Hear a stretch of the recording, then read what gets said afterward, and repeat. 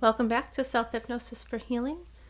I'm Elizabeth Catherine, and today we are talking about creating a safe space within yourself. Sort of a place where you can return to whenever you're feeling overwhelmed or attacked or emotionally or physically unsafe. But before we get too much into this, I want to give you a couple of tips about using this series for healing. So I'd like it if you listen to each episode, get a feel for what it is, see how it resonates with you, see how you like it. But I think in the grand scheme of things, you want to pick one or maybe two focuses at a time. The lighter ones like the healing, earth healing, forest healing. I have one coming out soon. It's Love is Metaphysical. So these ones are more supplemental.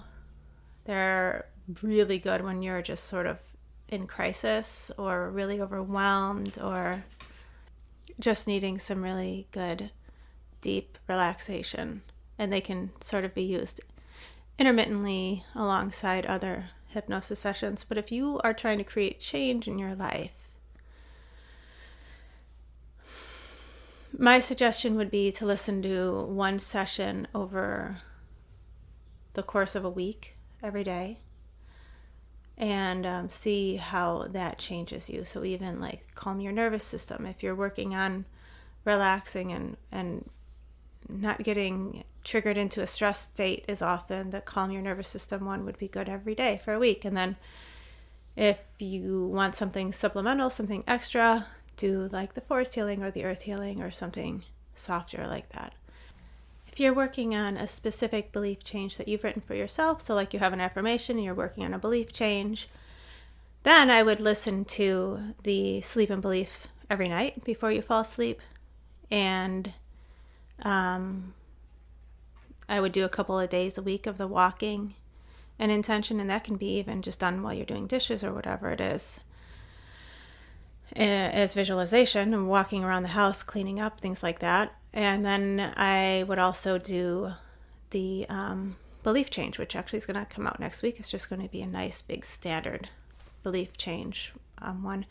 If you're working with a belief change that's something more pointed that maybe I've designated, I can't think of one offhand, but there will be some coming up for money, weight loss, things like that.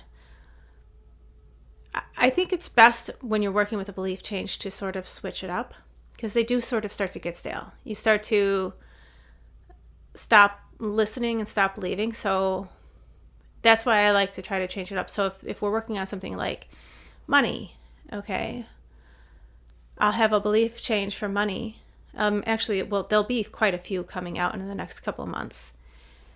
And so I would switch it up and listen to some of the different ones and kind of come at it from different angles. But you do those over the course of a week or two. And once it starts to feel stale, switch it up and try something different. So if you're working on a belief change, even general belief change, and it starts to feel stale, switch it up, do a couple days of general healing things and stuff like that, and then come back to the belief change. For some reason, your subconscious sort of burns out on trying to change a belief, or maybe you hit a plateau. And it's kind of like, I don't know if you've ever done a big diet plan or something, and you hit a plateau and you say, okay, well, I'm going to take a break for a week. You get back to diet and you buckle down, and then you're able to get past the plateau. It's similar to that. So that's it, just a little recommendation. I'm hoping to start to come up with some more game plans for you and maybe have some things on the website where you can sort of learn how to dig in a little deeper and use this as sort of like a journey instead of one session that you listen to over and over that's supposed to create huge change. It's really something that, changing a belief, it could be overnight.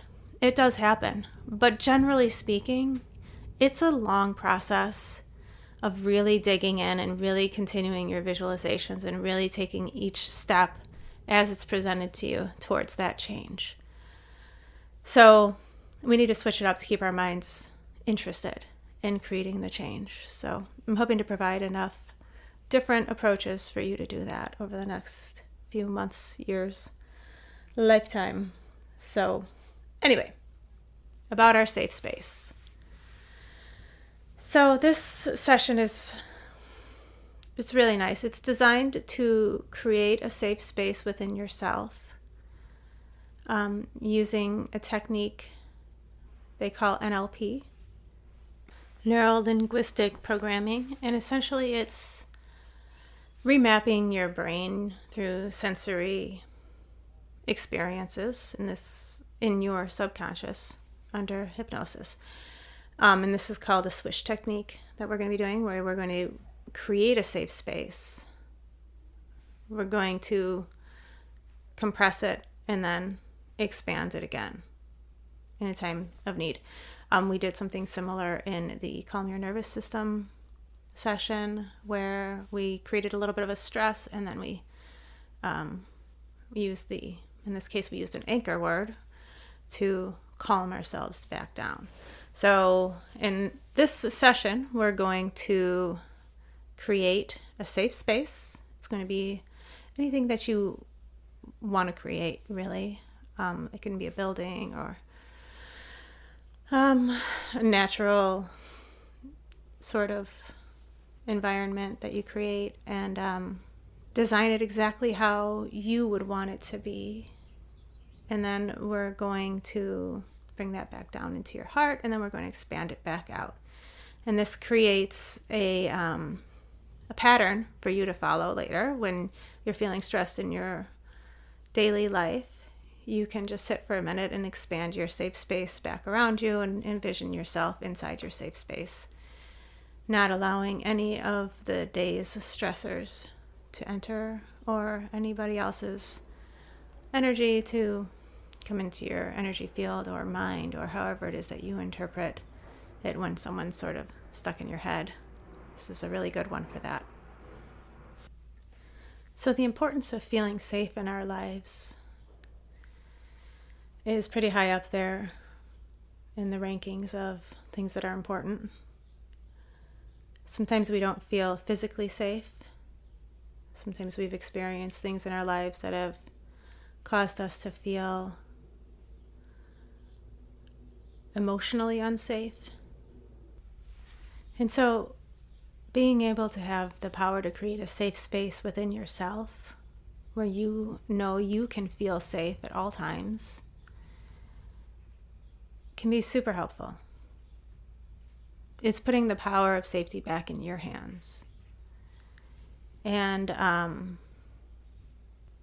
hopefully over time, if you practice this, if you do have that feeling of being unsafe emotionally, physically,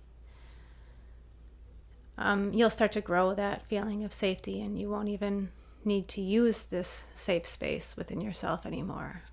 So it's a starting point to launch you into a lifetime of feeling safe. So just find a nice place to relax. Some place where you can feel safe physically. And let's dive into this beautiful session. I hope you enjoy it, and I hope that you find yourself feeling safer and safer every day. Have a good one. Bye.